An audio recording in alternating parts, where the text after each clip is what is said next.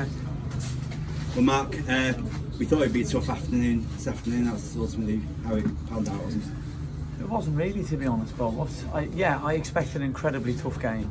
I'm a big fan of Crewe, huge fan of the manager. Very, very good players. We've handed that to them on a plate.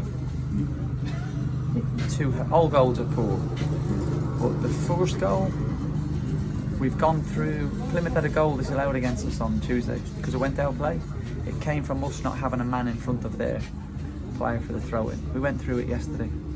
Spoke about it again before the game, and the exact same thing happens. We give away a penalty last week. Don't tackle in the box. Make a tackle. We've given away 3 pens in 10 games. That's impossible. That's mind-boggling. Second goal, we had a really clear game plan. 6 players in midfield between ours and theirs. Play down the sides. We play 2 quick strikers up front to get down the sides, and my centre half decides to play through midfield. I don't know what to say to that. So from that point of view, I really felt that we gave them a helping hand. I went in at half time and felt like they'd not really laid a glove on us, and yet we've had a couple of really good chances. That's a real tough one to take. I've got 2 completely different sides to my post-match analysis, which I'll get to. But I expected a really difficult game today. I thought it'd be really tough to beat them today because we've gone Saturday, Tuesday, Saturday, when it's not Crewe's fault when they haven't, and we've played basically second, third and fourth in the league. So I thought today would really catch up on us in terms of physicality, but it didn't. We've absolutely handed the game to them on the plate. I take it by your comments, you've got no qualms about the penalty? No, I thought it was a pen, unless you tell me different. No, I thought it was as well. Yeah, that's just that. I keep coming and speaking to you every week about all goals are bad goals, but ours are catastrophic errors from a football perspective. They're mind-boggling. When people cross the white line, there's only so much. We do a huge amount. I was chatting to Butch about. We do a ridiculous amount of work on set pieces. And then the flip side of that, we've had 4 3-headers. We've had 4 free headers in their box, but we've not walked the keeper. What was your message at half time? Because it's 2-0 down. Well, you the don't game's know. not. I couldn't tell you.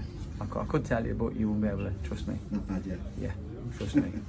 Trust me. I guess the question is, do you think you got a reaction to that in the second period? I thought the lads played well in the second half and acquitted themselves well. I thought we chances in the first half. I thought we chances in the second half. Their keepers pulled off a couple of good saves. Some of our executions in the final third wasn't particularly great, particularly from set pieces. At least we're starting to look particularly dangerous from set pieces. The next bit is putting the ball in the back of net. There's a flip side to every story.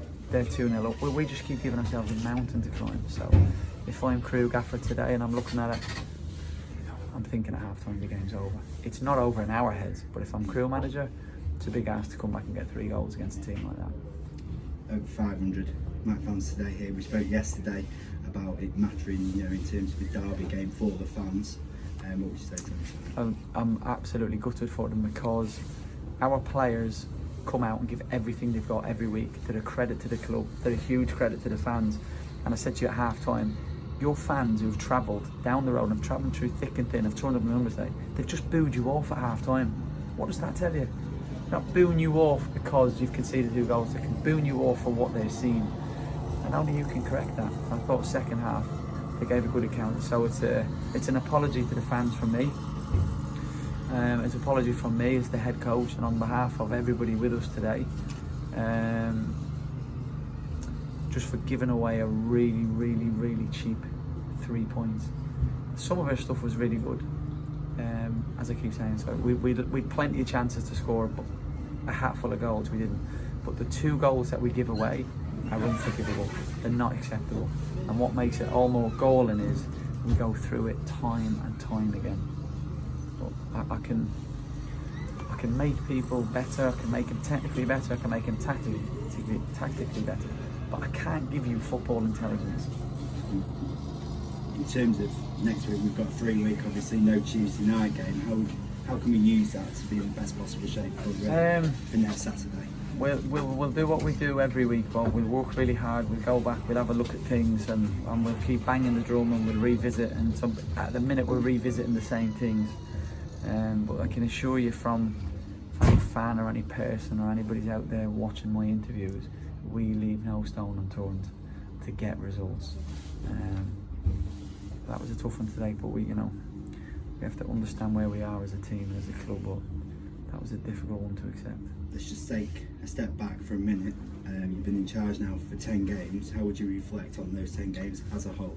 So the second part of my analysis of where we are is completely different, Bob, because when I took over we were 5 points clear of the bottom team, and when you looked at our run of games we should be bottom of the league, but we're now 8 points clear of the bottom team. So I'm really pleased overall over the mid-term plan, if you like, since we've been here. I think we've done excellent. We've managed to extend the league lead, and I think in 10 games I think we've played 7 top 7 teams, because we've had Crewe twice. When Northampton we played them, they were in the top 7. When other teams we played were and the other team was, we played Forest Green when they were 8th. So when I looked at that run of games, I remember speaking to a really good friend of mine. He said, if you're not bottom of the league after them 10 games, you'll have done well. Well, we're 8 points clear now, and we were 5 points clear. So from that, I take a huge amount of positives. And the flip side of that, I think the players deserve a huge amount of credit for that. So as angry as I am today, I have to be rational and balanced in how I look at things. And that overall, they've been a credit to the club. And just finally, as you've alluded to, 8 points clear. When we put that into context, is that ultimately all that matters? All that matters is us staying up this year, Bob. If it's 1 point or 20 points, I don't care. If it's 20 points, even better, because we can relax a little bit with a few games there. It's not going to happen. It's not going to. But you understand that the remit coming in was you got to keep us in the league, and we've managed to extend that in the 10 games, and we've now got. I keep saying this. I think every game's incredibly tough, whether you're playing Stevenage, and I use them as an example because unfortunately they're bottom league, or whether you play Swindon, who are certainly top of 4. Every game's incredibly difficult, but we've now got a run of games where we're not playing everybody in the top 7. We've got Plymouth again in a couple of weeks. Outside of that, we've got games that I'd look at and think are very winnable. Thanks a lot, Matt. Thank you.